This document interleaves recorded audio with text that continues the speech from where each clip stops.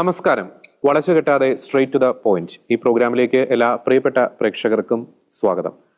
ചെകുത്താന്റെയും കടലിന്റെയും നടുവിൽ കേരളത്തിൽ നിലവിൽ ക്രൈസ്തവർ രാഷ്ട്രീയമായി അഭിമുഖീകരിക്കുന്ന സാഹചര്യത്തെ നമുക്ക് ഒറ്റ വാചകത്തിൽ ഇങ്ങനെ വിശേഷിപ്പിക്കാം. അതിന് കാരണം മറ്റൊന്നുമല്ല, വളരെ കൺഫ്യൂസിംഗ് ആയിട്ടുള്ള ഒരു സാഹചര്യത്തിലൂടെ രാഷ്ട്രീയമായിട്ട് കേരളത്തിലെ ക്രൈസ്തവ സമുദായം കടന്നുപോയിക്കൊണ്ടിരിക്കുന്നു.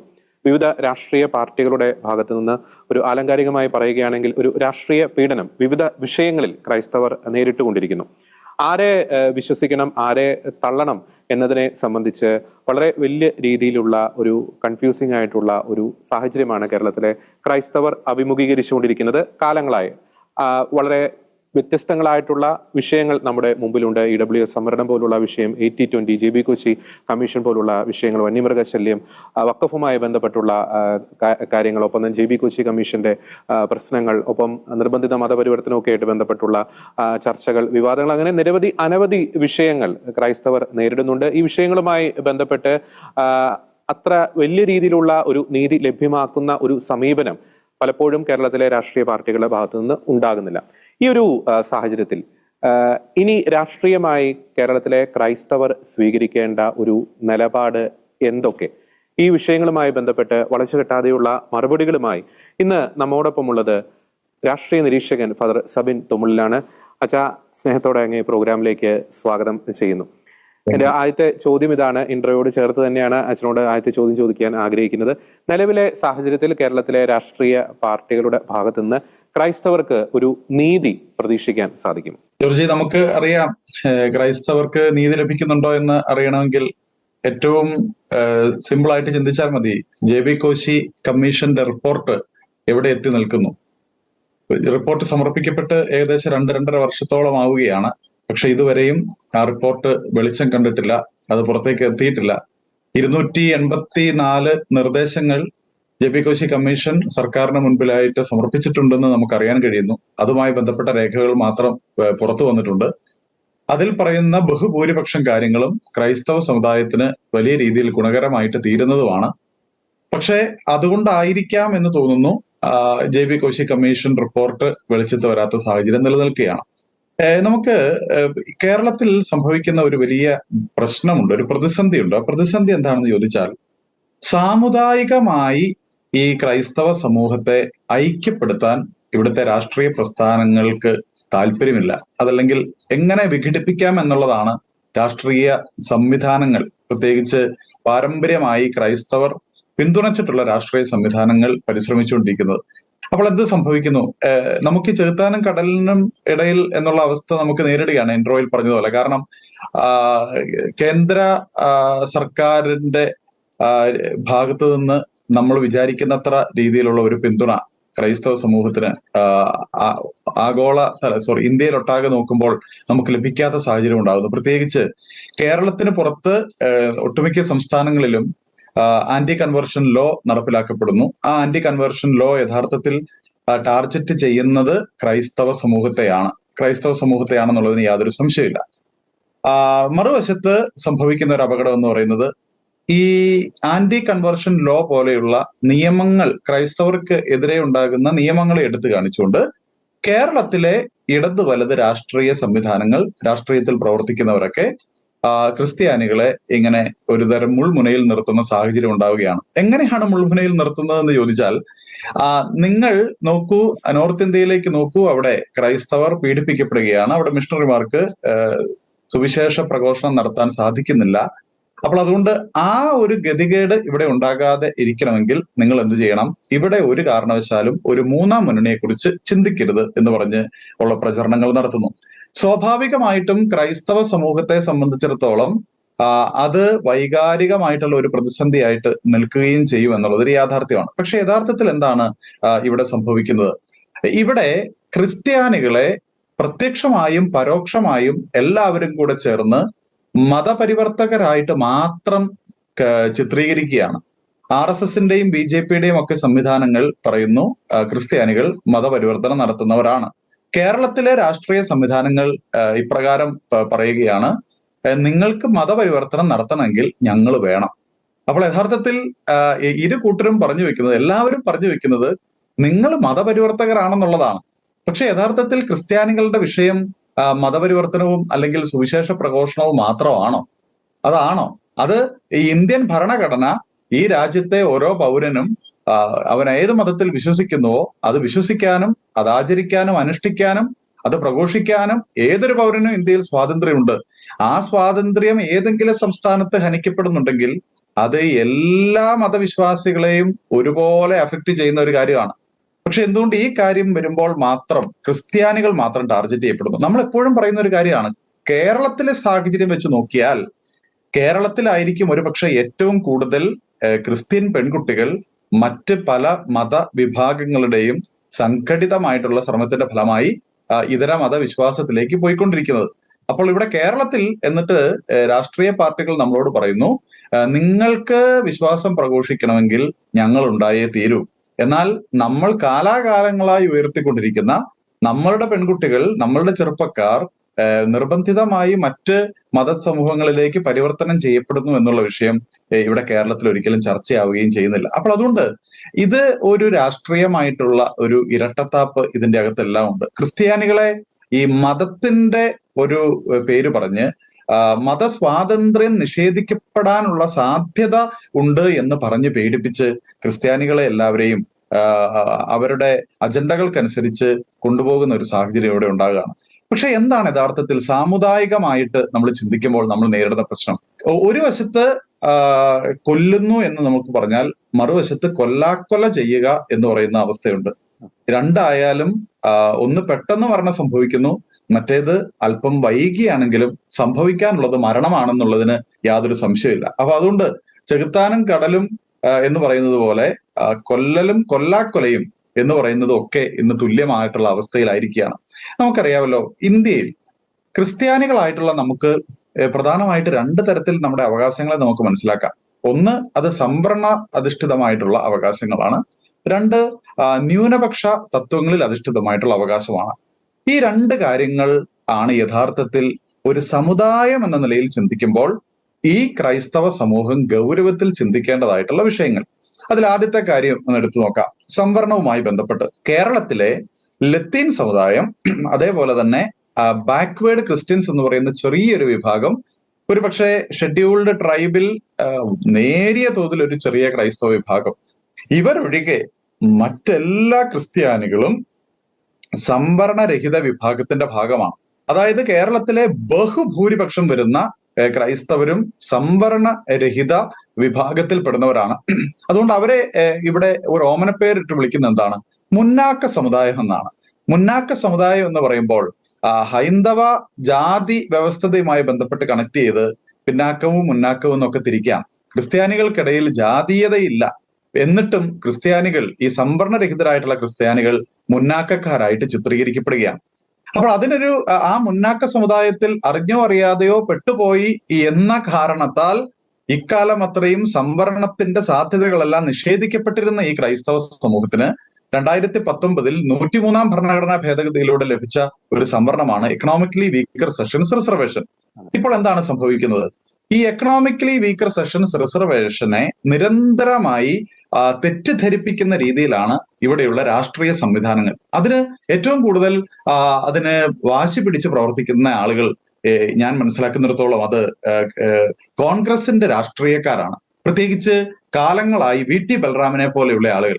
അദ്ദേഹം ഈ കഴിഞ്ഞ ദിവസങ്ങളിലൊക്കെ മെഡിക്കൽ എൻട്രൻസുമായിട്ട് ബന്ധപ്പെട്ട് വന്ന റാങ്ക് ലിസ്റ്റ് എടുത്ത് തെറ്റിദ്ധരിപ്പിക്കുന്ന രീതിയിൽ അദ്ദേഹം പ്രചരണങ്ങൾ അഴിച്ചുവിട്ടു.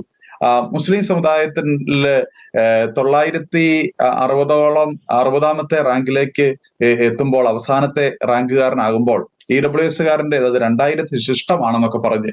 അപ്പോൾ ഈ വിഷയം ഗൗരവത്തിൽ പഠിക്കാത്ത ആളുകളെ സംബന്ധിച്ചിടത്തോളം EWS സംവരണം എന്നത് അനീതിപരമായിട്ടുള്ള ഒരു സംവരണമാണെന്ന് വരുത്തി തീർക്കുകയും അങ്ങനെ എന്തൊക്കെയോ അനർഹമായത് ഈ സംവരണ വിഭാഗം നേടിയെടുക്കുന്നു എന്ന് വരുത്തി തീർക്കാനുള്ള ഒരു ശ്രമം ഉണ്ടാവുകയും ചെയ്യുന്നു. യഥാർത്ഥത്തിൽ എന്താണ് സംഭവം?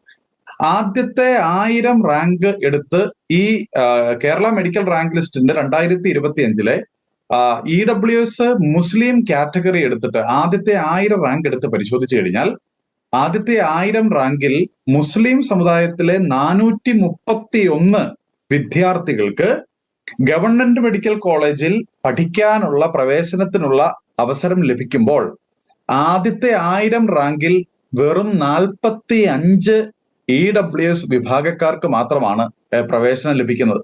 അപ്പോൾ അതിൽ തന്നെ ഈ 10% ഏകദേശം 64ഓളം സംവരണ ഇതര വിഭാഗങ്ങൾ ഉൾപ്പെടുന്ന ഈ EWS സംവരണത്തിൽ ക്രൈസ്തവരുടെ എണ്ണം അതില് ഒരുപക്ഷെ ഒരു 3%, 2% ഒക്കെ ആയിരിക്കാം.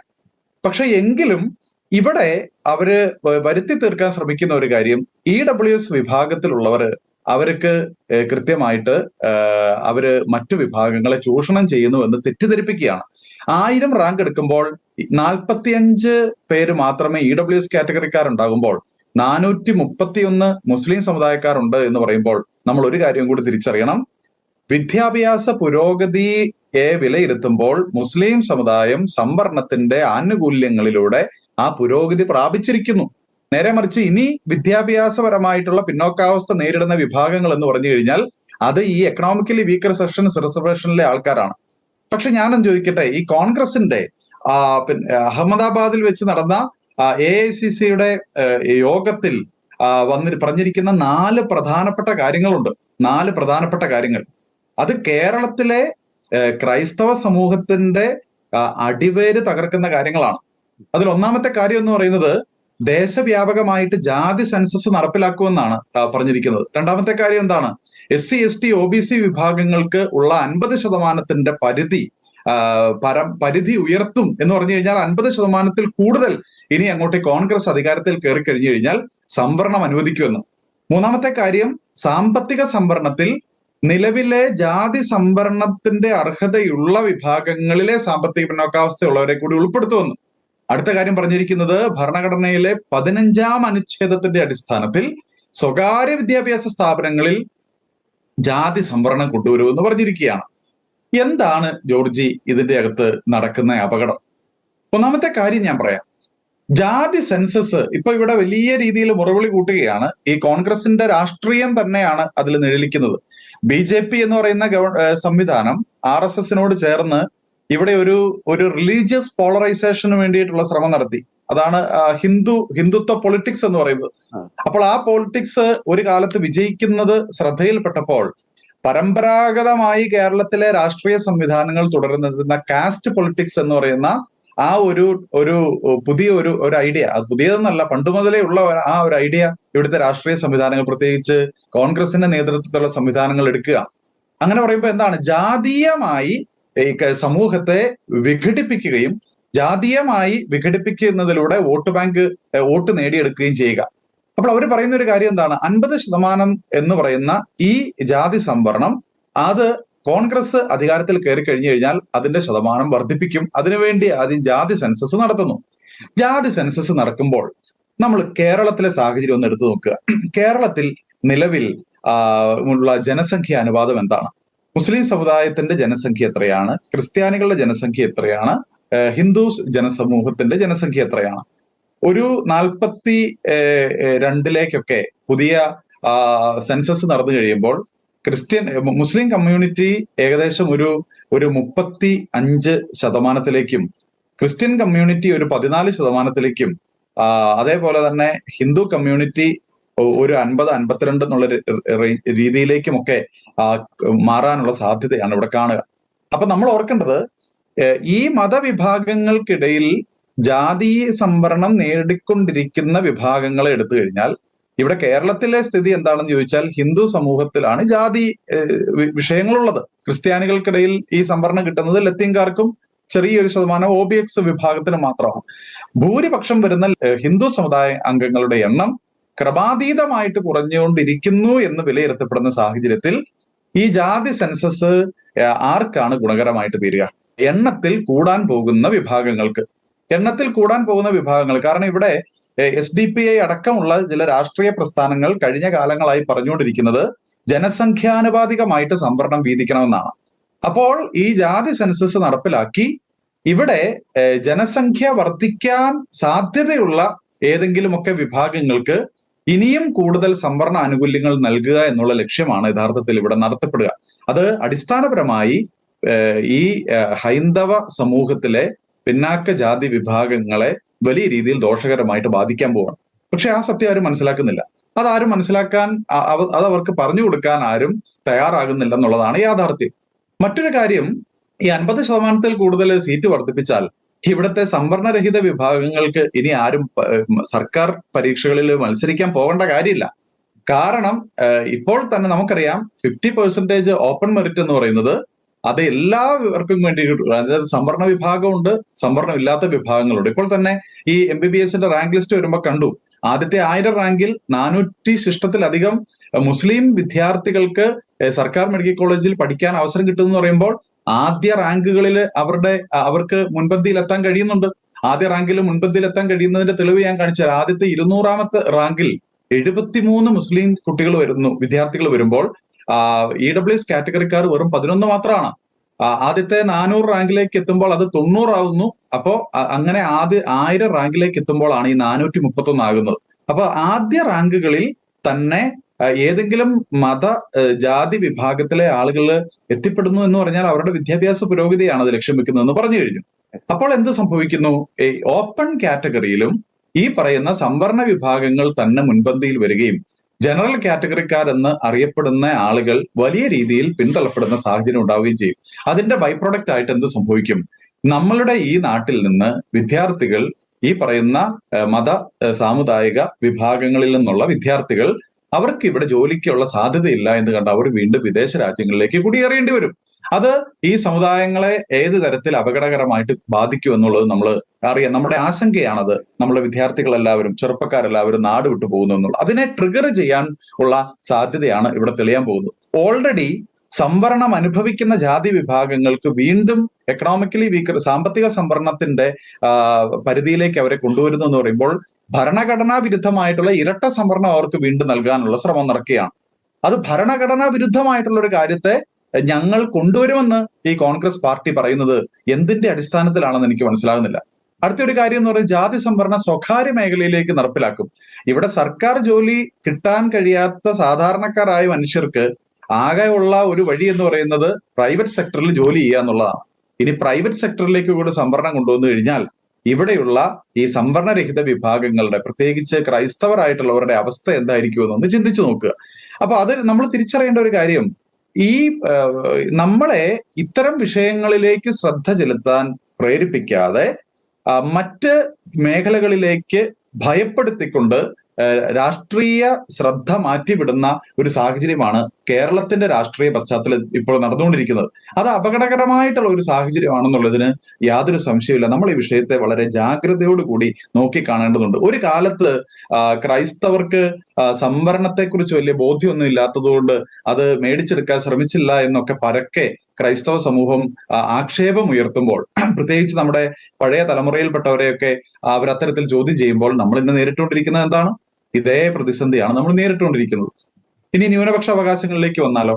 ന്യൂനപക്ഷ അവകാശങ്ങളിലേക്ക് വന്നാൽ കേരളത്തിൽ 2011 മുതൽ ഈ കാലം വരെയും ന്യൂനപക്ഷ വകുപ്പ് ഭരിച്ചിരുന്ന മുഖ്യമന്ത്രിമാരെ കുറിച്ച് ഞാൻ ഒന്ന് പഠിച്ചു. അതില് മഞ്ഞളാംകുഴി അലി 2011 മുതൽ 2016 വരെ, KT ജലീല് 2016 മുതൽ 2021 വരെ, 2021-22 കാലഘട്ടത്തിൽ ഒരു വർഷത്തേക്ക് ശ്രീ പിണറായി വിജയൻ, ഇപ്പോൾ നിലവിൽ V അബ്ദുറഹ്മാൻ എന്ന് പറയുന്ന മന്ത്രി. ഞാൻ ചോദിക്കുന്നത്, കേരളത്തിലെ ഏറ്റവും പ്രധാനപ്പെട്ട 2 ന്യൂനപക്ഷ വിഭാഗങ്ങൾ, അത് മുസ്ലിം സമുദായമുണ്ട്, ക്രിസ്ത്യൻ സമുദായമുണ്ട്.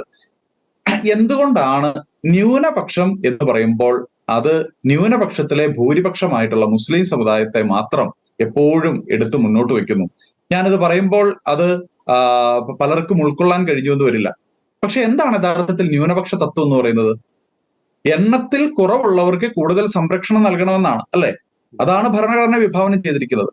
എണ്ണത്തിൽ കുറവുള്ളവർക്ക് സംരക്ഷണം നൽകാൻ അവരെയാണ് കൂടുതൽ പരിഗണിക്കേണ്ടത്. ഏതെങ്കിലും ഒരു രാഷ്ട്രീയ പാർട്ടിക്കാര് കേരളത്തിൽ ക്രൈസ്തവ സമുദായത്തിൽ നിന്നുള്ള ഒരു മന്ത്രിയെ ഈ ന്യൂനപക്ഷ വകുപ്പ് ഭരമേൽപ്പിച്ചിട്ടുണ്ടോ? ഇല്ല എന്നുള്ളതാണ് വസ്തുത.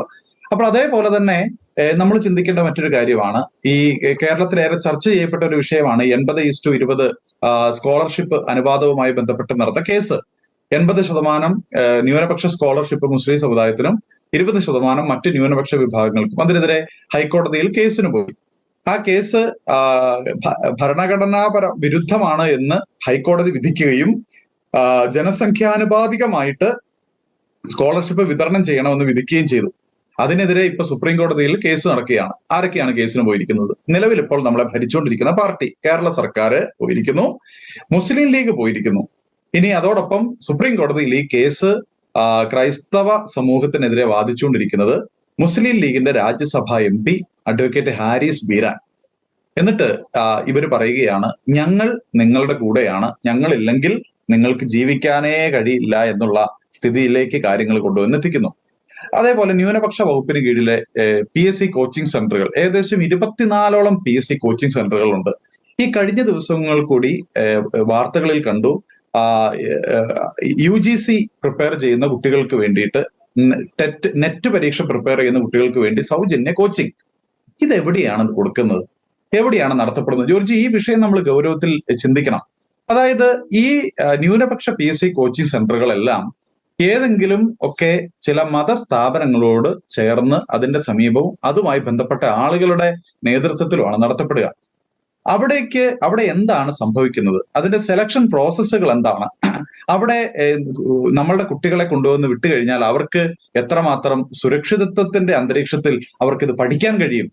ഇതെല്ലാം ഇവിടെയുള്ള ഇതര ന്യൂനപക്ഷ സമുദായങ്ങളുടെ ആശങ്കകളല്ലേ? യഥാർത്ഥത്തിൽ ഇത്തരം കോച്ചിങ് സെന്ററുകൾ ഒരു ജനറൽ ആയിട്ടുള്ള ഒരു സ്പേസിൽ നടത്തപ്പെടണം. സർക്കാർ നേരിട്ട് ഈ കാര്യങ്ങൾ ചെയ്യാൻ കഴിയണം. അതല്ലെങ്കിൽ എന്ത് ചെയ്യണം? എല്ലാ ന്യൂനപക്ഷ വിഭാഗങ്ങൾക്കും ഇത്തരം സെന്ററുകൾ അനുവദിച്ചു നൽകുന്ന സാഹചര്യം ഉണ്ടാകണം. കേരളത്തിൽ ഇങ്ങനെയുള്ള കാര്യങ്ങൾ ഉണ്ടാകുന്നുണ്ടോ? ഇല്ല. ഇനി ന്യൂനപക്ഷ കമ്മീഷൻ എടുക്കുക. ന്യൂനപക്ഷ കമ്മീഷനിൽ എടുത്താൽ നമുക്കറിയാം, KT ജലീലിന്റെ കാലഘട്ടത്തിലാണ് മറ്റൊരു എന്നുള്ള ഒരു വിഷയം ഉണ്ടായത്. 2014 ന്യൂനപക്ഷ കമ്മീഷൻ ആക്ട് പ്രകാരം 3 കമ്മീഷൻ അംഗങ്ങളിൽ ചെയർമാൻ ഒരു വിഭാഗത്തിൽ നിന്നാണെങ്കിൽ അടുത്ത അംഗം മറ്റൊരു വിഭാഗത്തിൽ നിന്നായിരിക്കണമെന്നുള്ളതായിരുന്നു ചട്ടം. പക്ഷെ KT ജലീല് ന്യൂനപക്ഷ വകുപ്പിന്റെ മന്ത്രി ആയിരിക്കുമ്പോൾ 2017 ഈ ഭരണഘടന ഭേദഗതി ചെയ്തു. എന്നിട്ട് ഒരു വിഭാഗത്തിൽ നിന്ന് ചെയർമാൻ ആണെങ്കിൽ ഒരു വിഭാഗത്തിൽ നിന്ന് തന്നെ മറ്റൊരംഗത്തെ നിയമിക്കാം എന്ന രീതിയിലേക്ക് അതിനെ വ്യാഖ്യാനം കൊണ്ടുവന്നു. അവസാനം ഇപ്പൊ എന്താണ് സംഭവിക്കുന്നത്? കേരളത്തിലെ ന്യൂനപക്ഷ കമ്മീഷനിലെ ചെയർമാനായിട്ട് നിൽക്കുന്ന അഡ്വക്കേറ്റ് A റഷീദ്, അതേപോലെ അദ്ദേഹത്തിന്റെ സെക്കൻഡ് ഇൻ കമാൻഡ് എന്ന രീതിയിൽ നിൽക്കുന്നയാള് സൈഫുദ്ദീൻ ഹാജി, മൂന്നാമത് പേരിന് ഒരു ക്രിസ്ത്യൻ നാമധാരിയായിട്ടുള്ള P റോസ എന്ന് പറയുന്ന ആളുമുണ്ട്. പക്ഷെ കാര്യങ്ങൾ തീരുമാനിക്കുന്നത് ആരിലൂടെയാണ്? കാര്യങ്ങൾ നടപ്പിലാക്കപ്പെടുന്നത് ആരിലൂടെയാണ്? ഇനി ന്യൂനപക്ഷ വികസന ധനകാര്യ കോർപ്പറേഷൻ. ഈ ന്യൂനപക്ഷ വികസന ധനകാര്യ കോർപ്പറേഷൻ എന്ന് പറയുന്നത് ന്യൂനപക്ഷ വിഭാഗങ്ങൾക്ക് വേണ്ടിയിട്ടുള്ള ഒരു ബാങ്കിങ് സ്ഥാപനമാണ്. അവിടെ ആരുടെ ക്ഷേമമാണ് സംഭവിക്കുന്നത്? ആരുടെ ക്ഷേമമാണ് നടക്കുന്നത്? സിമ്പിൾ ഒരു ഉദാഹരണം പറയാം. ഈ കഴിഞ്ഞ വർഷം വരെ മദ്രസ അധ്യാപകർക്ക് പലിശരഹിത ലോൺ എന്ന രീതിയിൽ പ്രഖ്യാപിച്ചത് 2 ലക്ഷം രൂപ വരെ പലിശരഹിത ലോൺ എന്നത്. അതിപ്പം ഈ കഴിഞ്ഞ ഒരു 4 മാസത്തിനിടെ അത് 5 ലക്ഷമായിട്ട് ഉയർത്തി. 5 ലക്ഷം രൂപ പലിശരഹിത ലോൺ. അതെന്താ? മറ്റ് മതസമൂഹങ്ങളിലുള്ള മത അധ്യാപകർക്ക് ഈ പറയുന്ന ലോണുകൾ കിട്ടിയാൽ അവർക്ക് എന്തെങ്കിലും ബുദ്ധിമുട്ടുണ്ടാകുമോ? എന്തുകൊണ്ടാണ് സർക്കാർ ഈ ക്രൈസ്തവ സമുദായത്തെ ഇത്രക്കണ്ട് അവഗണിക്കുന്ന സാഹചര്യം ഉണ്ടായിക്കൊണ്ടിരിക്കുന്നത്? ഇതൊന്നും അവഗണനയുടെ വിഷയമല്ലേ? എത്ര കോടി ആയിരക്കണക്കിന് കോടി രൂപകളാണ് ഇതിലൂടെ ന്യൂനപക്ഷ ക്ഷേമം എന്ന് പറയുന്നത് കേന്ദ്ര സംസ്ഥാന സർക്കാരുകൾ ഓരോ വർഷവും ബജറ്റിൽ ഉൾപ്പെടുത്തുന്നത്. ഇതിൽ എത്ര രൂപ ഈ ക്രൈസ്തവ സമുദായത്തിന് കിട്ടുന്നുണ്ട്? ഇനി മറ്റൊരു പ്രധാനപ്പെട്ട വിഷയം എന്ന് പറയുന്നത് ഉന്നത വിദ്യാഭ്യാസ സ്ഥാപനം. ന്യൂനപക്ഷ അവകാശങ്ങളിൽ ഏറ്റവും പ്രധാനപ്പെട്ട ഒരു കാര്യമാണ് ന്യൂനപക്ഷ അവകാശങ്ങളിൽ അധിഷ്ഠിതമായിട്ട് വിദ്യാഭ്യാസ സ്ഥാപനങ്ങൾ സ്ഥാപിക്കാനുള്ള അവകാശം. കേരളത്തിലെ എയ്ഡഡ് ഉന്നത വിദ്യാഭ്യാസ സ്ഥാപനങ്ങൾ ഏറ്റവും കൂടുതലുള്ളത് ക്രൈസ്തവ സമുദായത്തിനാണ്. ഇവിടെ ന്യൂനപക്ഷത്തിന്റെ ഒരു അനീതി എന്താണ് അവിടെ ചെയ്തിരിക്കുന്നത് അറിയോ? നിലവിൽ 20% ആയിരിക്കണം കമ്മ്യൂണിറ്റി കോട്ട എന്ന് പറഞ്ഞു കഴിഞ്ഞാൽ 100 പേരിൽ 20 പേര് ഉറപ്പായിട്ടും പ്രസ്തുത കോളേജിൽ ഇന്ന കോഴ്സിന് ക്രിസ്ത്യൻ കുട്ടികൾക്ക് പഠിക്കാൻ കഴിയണം. കേരളത്തിൽ മാത്രം എന്താണ് പ്രത്യേകത എന്ന് ചോദിച്ചു കഴിഞ്ഞാൽ മുന്നാക്ക ന്യൂനപക്ഷമെന്നും പിന്നാക്ക ന്യൂനപക്ഷമെന്നും ഇതിനെ തിരിച്ച് 10% സംവരണം മാത്രമായിട്ട് കമ്മ്യൂണിറ്റി കോട്ടയായിട്ട് ഈ സുറിയാനി ക്രിസ്ത്യാനികളുടെ എല്ലാവരുടെയും കോളേജുകളിൽ കുറച്ചു.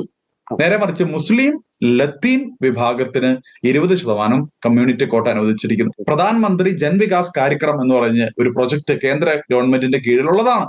ന്യൂനപക്ഷങ്ങൾ ഏതെങ്കിലും വില്ലേജ് ഏരിയയിൽ ഏതെങ്കിലും പ്രദേശങ്ങളിൽ കൂടുതലായിട്ട് താമസിക്കുന്നുണ്ടെങ്കിൽ അവരുടെ ക്ഷേമം അന്വേഷിക്കുക, അതിനനുസരിച്ച് അവിടെ പ്രവർത്തനങ്ങൾ, പ്രൊജക്ടുകൾ കൊണ്ടുവരിക എന്നുള്ളതാണ്. കേരളത്തിൽ ഏതെങ്കിലും ഒരു ജില്ലയിൽ അല്ലെങ്കിൽ ഒരു പഞ്ചായത്തിൽ ഒരു ക്രിസ്ത്യൻ നാമധാരിയെ ഇതിന്റെ പ്ലാനിംഗ് ബോഡിയിൽ ഉള്ളതായിട്ട് നമുക്ക് കാണാൻ കഴിയും. മറ്റൊരു കാര്യം നമുക്കറിയാം, കേരളത്തിലെ നവോത്ഥാനത്തിന് ചുക്കാൻ പിടിച്ചത് ആരാണ്? അത് ക്രിസ്ത്യാനികളാണെന്ന് ആരും ഒരു സംശയവുമില്ലാതെ പറയും. കാരണം ഇവിടെ പള്ളിക്കൊപ്പം പള്ളിക്കൂടം തീർത്തതും, ഇവിടെ ആദ്യത്തെ പത്രം രാജ്യസമാചാരം, അതിനുശേഷം പശ്ചിമോദയം, പിന്നീട് കേരളത്തിലെ ആദ്യത്തെ ദിനപത്രമായിട്ടുള്ള നസ്രാണി ദീപിക, അങ്ങനെ കേരളത്തിന്റെ നവോത്ഥാനത്തിന്റെ ചുക്കാൻ പിടിച്ച ക്രൈസ്തവ സമൂഹം AD 52 മുതൽ ഈ കേരളത്തിൽ സ്തുത്യർഹമായിട്ടുള്ള സേവനം നടത്തിക്കൊണ്ടിരിക്കുന്നു. ഇതായി കഴിഞ്ഞ ഒരു വർഷമായിട്ടില്ല 90 ലക്ഷം രൂപ മുടക്കി സംസ്ഥാന സർക്കാരിന്റെ ടൂറിസം വകുപ്പ് മുസ്ലിം സമുദായത്തിന്റെ കോൺട്രിബ്യൂഷൻസിനെ കുറിച്ച് പറയുന്നതിന് വേണ്ടിയിട്ട് ഒരു മൈക്രോ സൈറ്റ് ഉണ്ടാക്കിയിട്ടുണ്ട്. ഇതെല്ലാം നിസ്സാരമാണെന്ന് നമ്മൾ വിചാരിക്കരുത്. അതിലൂടെ ഒരു വലിയ ചരിത്രത്തെ അവര് എസ്റ്റാബ്ലിഷ് ചെയ്ത് കൊണ്ടുവരികയാണ്. ക്രിസ്ത്യാനികളുടെ ചരിത്രം ഇവിടെ. ചാവറ പിതാവിന് 53 വയസ്സുള്ളപ്പോഴാണ് ശ്രീനാരായണ ഗുരു ജനിക്കുന്നത്. ചരിത്രം എടുത്ത് പരിശോധിക്കാം. കേരളത്തിലെ മാതൃകാപരമായിട്ടുള്ള ആദ്യത്തെ നവോത്ഥാന നായകൻ ആരാണെന്ന് ചോദിച്ചാൽ അത് ചാവറയച്ചനാണ്. ഈ ചാവറയച്ചൻ പാഠപുസ്തകങ്ങളിൽ ഇന്ന് എവിടെയാണ് പഠിപ്പിക്കപ്പെടുന്നത്? ചാവറയച്ചന്റെ കോൺട്രിബ്യൂഷൻസിനെ കുറിച്ച് എവിടെയാണ് ചർച്ച ചെയ്യപ്പെടുന്നത്? അപ്പോ ക്രൈസ്തവ ചരിത്രം ഇത്തരത്തിൽ തമസ്കരിക്കപ്പെടുന്നു. അപ്പോൾ അതുകൊണ്ട് ഞാൻ ഇനിയും ഒത്തിരി കാര്യങ്ങൾ നമുക്ക് പറയാനുണ്ട്. ഈ കാര്യങ്ങൾ പറഞ്ഞാൽ തീരാത്തത്ര വിഷയങ്ങൾ നമ്മൾ നേരിടുന്നു. ഒരു കാര്യം കൂടെ പറയാം. ഏതൊരു മതവിഭാഗത്തിനും സർക്കാർ എന്തെങ്കിലും തരത്തിലുള്ള സഹായം നൽകുന്നുണ്ടെങ്കിൽ അത് എല്ലാവർക്കും കൂടി നൽകാൻ കഴിയണം. കേരളത്തിൽ ന്യൂനപക്ഷ വകുപ്പിന് കീഴിൽ വർഷാവർഷം ഹജ്ജ് തീർത്ഥാടനത്തിന് പോകുന്നവർക്ക് 200 കോടി രൂപയിലധികം ചെലവഴിക്കുന്നുണ്ടെന്നുള്ള കണക്കുകൾ നമുക്ക് അറിയാം. ഞാനൊന്ന് ചോദിക്കട്ടെ, ഇവിടെ തമിഴ്നാട്ടിലും അതേപോലെ ഞാൻ മനസ്സിലാക്കുന്നിടത്തോളം കർണാടകയിലും ഒക്കെ ക്രിസ്ത്യൻ സമുദായത്തിന് ഈ വിശുദ്ധ നാട് തീർത്ഥാടനത്തിന് വേണ്ടി സബ്സിഡിയും സാമ്പത്തിക സഹായങ്ങളും നൽകുന്നുണ്ട്. കേരളത്തിൽ ഈ ഇന്ത്യയിലെ വിവിധ സംസ്ഥാനങ്ങൾ എടുത്ത് പഠിച്ചാൽ ഏറ്റവും കൂടുതൽ ജനസംഖ്യയുള്ള ക്രൈസ്തവ സമൂഹമുള്ള ഒരു സംസ്ഥാനമാണ് കേരളം. ഈ കേരളത്തിലെ ക്രിസ്ത്യാനികൾക്ക് ഈ സർക്കാരുകൾ ഇത്തരത്തിൽ എന്തെങ്കിലും ഒരു ആനുകൂല്യം, എന്തെങ്കിലും ഒരു പരിഗണന നൽകുന്നുണ്ടോ? ഞായറാഴ്ച ദിവസങ്ങൾ ഇന്ന് വിദ്യാലയങ്ങളിൽ പ്രവൃത്തി ദിവസങ്ങളായി മാറിക്കൊണ്ടിരിക്കുകയാണ്, അല്ലെ? സർക്കാർ ഓഫീസുകൾ ഞായറാഴ്ച ദിവസങ്ങളിൽ തുറന്നു പ്രവർത്തിക്കുന്ന സാഹചര്യങ്ങൾ ഉണ്ടാകുന്നു. ഇനി മറ്റൊരു പ്രധാനപ്പെട്ട വിഷയം എന്താണ്? മറ്റൊരു പ്രധാനപ്പെട്ട വിഷയം കലാ സാംസ്കാരിക മേഖലകളിലെ ക്രൈസ്തവ സമുദായം നേരിടുന്ന അവഹേളനങ്ങൾ. അതിന് ഏറ്റവും അവസാനത്തെ ഉദാഹരണമാണ് കക്കുകളി നാടകം. ഇടതുപക്ഷത്തിന്റെ തീവ്ര ഇടതുപക്ഷ ചിന്താഗതിക്കാര് രൂപീകരിച്ച ആ നാടകം ഇടതുപക്ഷത്തിന്റെ പിന്തുണയോടുകൂടിയാണ് ഇവിടെ പല വേദികളിലും കളിച്ചത്. അവസാനം ക്രൈസ്തവരുടെ ശക്തമായിട്ടുള്ള പ്രതിഷേധത്തെ തുടർന്ന് അത് നിർത്തലാക്കപ്പെടുന്ന സാഹചര്യം ഉണ്ടാകുന്നു. അപ്പൊ ഇതൊന്നും കേരളത്തിലെ ക്രൈസ്തവ സമുദായത്തിന്റെ പ്രതിസന്ധികളല്ലേ, പ്രശ്നങ്ങളല്ലേ? അതാണ് എനിക്ക് ചോദിക്കാനുള്ളത്. അപ്പോൾ അതുകൊണ്ട് കേരള രാഷ്ട്രീയത്തിൽ ക്രൈസ്തവ സമുദായം നിലവിലുള്ള രാഷ്ട്രീയ സംവിധാനങ്ങളാൽ വലിയ രീതിയിൽ തിരസ്കരണം നേടിക്കൊണ്ടാണ് ഇരിക്കുന്നത് എന്ന് സൂചിപ്പിക്കാൻ വേണ്ടിയിട്ടാണ് ഈ കാര്യങ്ങളെല്ലാം ഞാൻ പറഞ്ഞത്. കഴിഞ്ഞ നാളുകളിൽ ക്രൈസ്തവർ നേരിടുന്ന വലിയ രീതിയിലുള്ള നീതി നിഷേധങ്ങളെ കുറിച്ച് പറയുകയുണ്ടായി. നമ്മളത് എല്ലാം വിശകലനം ചെയ്ത് പറയാൻ പോയി കഴിഞ്ഞാൽ ഒരു ദിവസം തികയത്തില്ല. നിരവധി വിഷയങ്ങൾ നമ്മൾ നേരിടുന്നുണ്ട്. ഇപ്പോൾ ലവ് ജിഹാദ് പോലുള്ള പ്രശ്നങ്ങൾ, അനവധി പ്രശ്നങ്ങളുണ്ട്. അപ്പോൾ നമ്മൾ ഒരു യാഥാർത്ഥ്യം ഇത് തന്നെയാണ്. നമ്മൾ വലിയ രീതിയിലുള്ള നീതി നിഷേധങ്ങൾ നേരിടുന്നുണ്ട്, അവഗണന നേരിടുന്നുണ്ട്. അതെല്ലാം രാഷ്ട്രീയ പാർട്ടികളുടെ ഭാഗത്തുനിന്ന്. അപ്പം ഇനി ഒരു സൊല്യൂഷനെ പറ്റിയാണ് നമ്മൾ ഇനി ചിന്തിക്കേണ്ടത്. കാരണം ഇനി വളരെ നിർണായകമായിട്ടുള്ള തദ്ദേശ സ്വയംഭരണ സ്ഥാപനങ്ങളിലേക്കുള്ള തെരഞ്ഞെടുപ്പ് നവംബർ മാസങ്ങളിൽ വരാൻ പോകുന്നു. നിയമസഭാ തെരഞ്ഞെടുപ്പ് ഫെബ്രുവരി ഏപ്രിൽ മാസത്തോടുകൂടി വരാൻ പോകുന്നു. അപ്പോൾ ഇനി എന്താണ് ഒരു സൊല്യൂഷൻ? അതായത് നിലവിലുള്ള രാഷ്ട്രീയ പാർട്ടികളെ വിഷയാധിഷ്ഠിതമായിട്ട് പിന്തുണയ്ക്കുക എന്നൊരു നിലപാട് സ്വീകരിക്കണോ, അല്ലെങ്കിൽ മറ്റേതെങ്കിലും ഒരു രാഷ്ട്രീയ സംവിധാനങ്ങളെ കുറിച്ചോ, രാഷ്ട്രീയ പാർട്ടിയെ കുറിച്ച്, അല്ലെങ്കിൽ ക്രൈസ്തവരുടെ ആ ഒരു ചിന്തകൾ അല്ലെങ്കിൽ അവരുടെ ആവശ്യങ്ങൾ പ്രതിഫലിപ്പിക്കുന്ന രാഷ്ട്രീയ പാർട്ടികൾ, പുതിയ രാഷ്ട്രീയ പാർട്ടി എന്നൊരു കാര്യത്തെക്കുറിച്ച് ചിന്തിക്കണമോ? ജോർജി, സഭയുടെ ഭാഗം എന്ന നിലയിൽ, ഒരു പുരോഹിതൻ എന്ന നിലയിൽ എന്നിൽ നിക്ഷിപ്തമായിരിക്കുന്ന ഉത്തരവാദിത്വം എന്ന് പറയുന്നത് എന്നെ ദൈവം ഭരമേൽപ്പിക്കുകയും സഭ ഭരമേൽപ്പിക്കുകയും ചെയ്ത വിശ്വാസ സമൂഹത്തിന് സാമൂഹികവും രാഷ്ട്രീയവുമായിട്ടുള്ള കൃത്യമായിട്ടുള്ള കാഴ്ചപ്പാടുകൾ നൽകുക എന്നുള്ളതാണ്. നേരെ മറിച്ച് ഞാൻ ഏതെങ്കിലും ഒരു രാഷ്ട്രീയ പ്രസ്ഥാനത്തിന്റെ ഭാഗമായിട്ട് പ്രവർത്തിക്കുകയോ ഏതെങ്കിലും പ്രത്യേക രാഷ്ട്രീയ പാർട്ടികളോട് പ്രത്യേക മമത കാണിക്കുകയോ ചെയ്യുന്നത് അതൊരിക്കലും പൗരോഹിത്യത്തിന്റെ ഭൂഷണമല്ല. അപ്പൊ ഞാൻ ഇവിടെ ഈ ഒരു ചർച്ചയിൽ പങ്കെടുത്തുകൊണ്ട് സംസാരിക്കുമ്പോൾ എന്റെ കാഴ്ചപ്പാടിലുള്ള ക്രൈസ്തവ സമൂഹത്തിന്റെ രാഷ്ട്രീയ വീക്ഷണം എന്തായിരിക്കണം എന്നുള്ളതാണ് ഞാൻ ചർച്ച ചെയ്യുകയും പറയുകയും ചെയ്യുന്നത്. ഇപ്പൊ പലപ്പോഴും നമ്മളുടെ നാട്ടിൽ സംഭവിക്കുന്ന ഒരു അപകടം ഞാൻ സൂചിപ്പിച്ചുകൊണ്ട് ഞാൻ അതിന്റെ ഉത്തരത്തിലേക്ക് വരാം. അതായത് പരമ്പരാഗതമായി ഇടത് വലത് രാഷ്ട്രീയ പ്രസ്ഥാനങ്ങൾക്ക് കീഴടങ്ങി നിൽക്കുന്ന ഭൂരിപക്ഷം ആളുകൾ നമ്മളുടെ സമുദായത്തിലുണ്ട് എന്നുള്ളതുകൊണ്ട് ഈ ഞാൻ മുകളിൽ ചൂണ്ടിക്കാണിച്ച ശ്രേണികളിലുള്ള ഈ അനീതികളുടെ ഗൗരവം എന്താണെന്ന് പലരും തിരിച്ചറിയാൻ തയ്യാറാകില്ല എന്നുള്ളതൊരു യാഥാർത്ഥ്യമാണ്. അപ്പൊ അതാണ് ഈ പറയുന്ന രാഷ്ട്രീയ പ്രസ്ഥാനങ്ങളുടെ എല്ലാവരുടെയും ഒരു ധാർഷ്ട്യവും ഈ അവഗണനയുടെയും അടിസ്ഥാനം. അതായത് കേരളത്തിലെ ക്രിസ്ത്യാനികൾ ഒരു ഷുവർ വോട്ട് ബാങ്ക് ആണ്. അവരെ ആർക്കും എന്തും ചെയ്യാം, എന്ത് ചെയ്താലും അവർ അടിമകളായി നിന്നുകൊണ്ട് ഈ വോട്ട് ചെയ്തോളും, പരമ്പരാഗത രാഷ്ട്രീയ പാർട്ടികൾക്ക് വോട്ട് ചെയ്തോളൂ എന്നുള്ള ഒരു സ്ഥിതിവിശേഷമുണ്ട്. അപ്പോൾ അത് മാറണം. അത് മാറണമെങ്കിൽ എന്ത് ചെയ്യണം? പ്രാദേശിക തലത്തിൽ തൊട്ട് ക്രിസ്ത്യാനികളായിട്ടുള്ള രാഷ്ട്രീയക്കാർ അവരുടെ നേതൃത്വങ്ങളെ സമുദായത്തിന് ഇത്തരത്തിൽ ആക്ഷേപങ്ങൾ ഉണ്ട് എന്ന് അവരോട് പറയണം. അതിന് വാർഡ് മെമ്പർമാര്, പഞ്ചായത്ത് പ്രസിഡന്റുമാര്, ബ്ലോക്ക് ജില്ലാ തലത്തിലുള്ള മേഖലകളിൽ പ്രവർത്തിക്കുന്നവര്, ഏതൊരു രാഷ്ട്രീയ പ്രസ്ഥാനത്തിന്റെയും ഏറ്റവും താഴേക്കിടയിലുള്ള ആള് തൊട്ട് തന്നെ ഈ വിഷയങ്ങൾ അവരുടെ രാഷ്ട്രീയ നേതൃത്വത്തെ അറിയിക്കണം.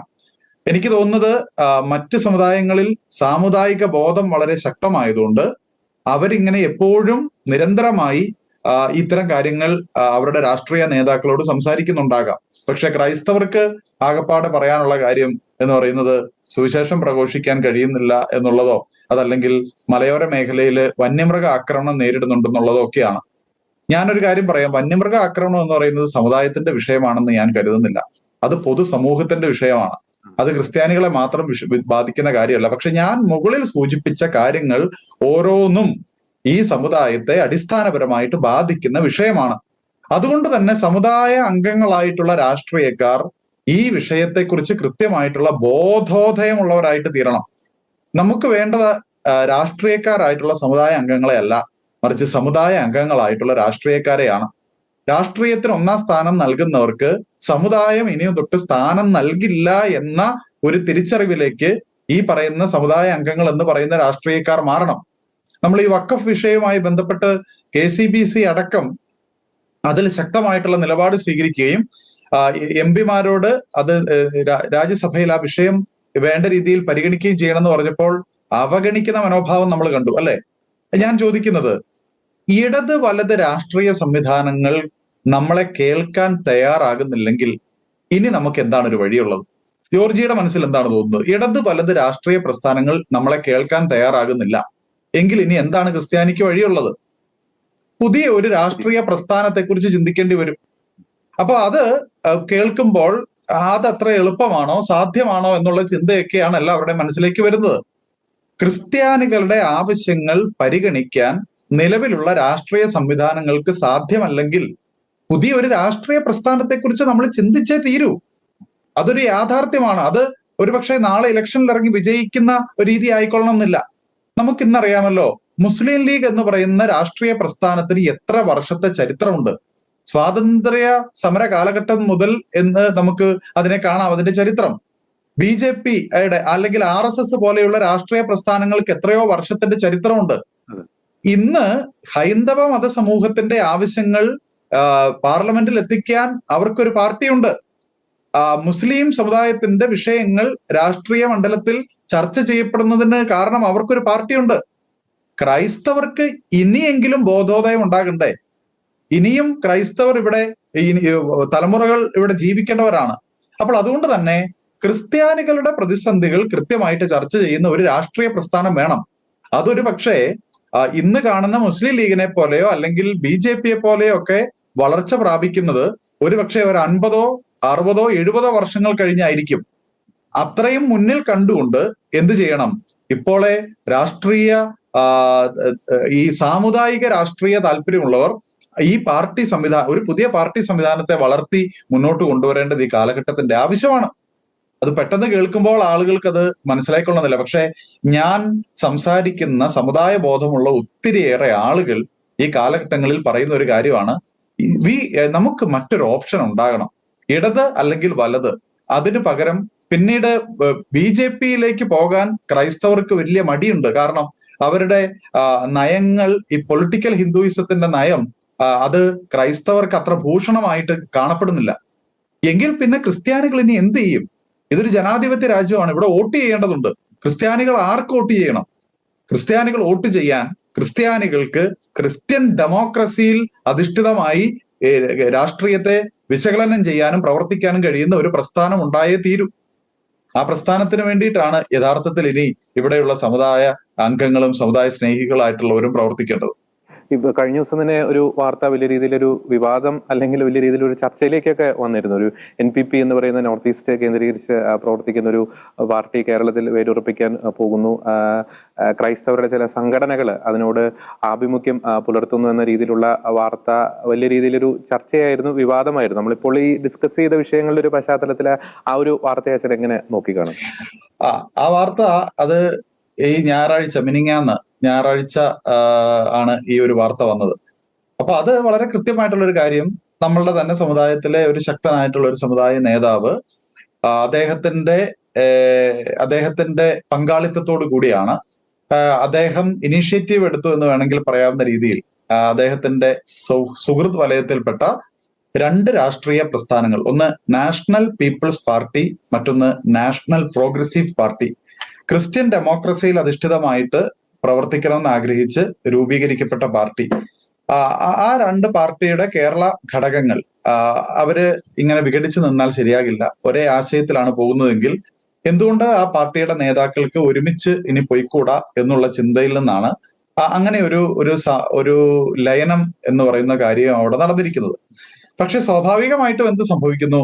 ഈ സമുദായത്തിന് വേണ്ടി ഇത്ര ശക്തമായിട്ട് സംസാരിക്കുകയും നയരൂപീകരണം നടത്തുകയും ചെയ്യുന്ന ഈ സമുദായ നേതാവിനെ ടാർഗറ്റ് ചെയ്യാൻ രാഷ്ട്രീയ പാർട്ടികൾ ശ്രമിക്കുകയാണ്. എന്തു പറഞ്ഞ്? ഇതാ BJP-യിലേക്ക് ക്രിസ്ത്യാനികളെ മുഴുവൻ കെട്ടിവെക്കാൻ ശ്രമിക്കുന്നു.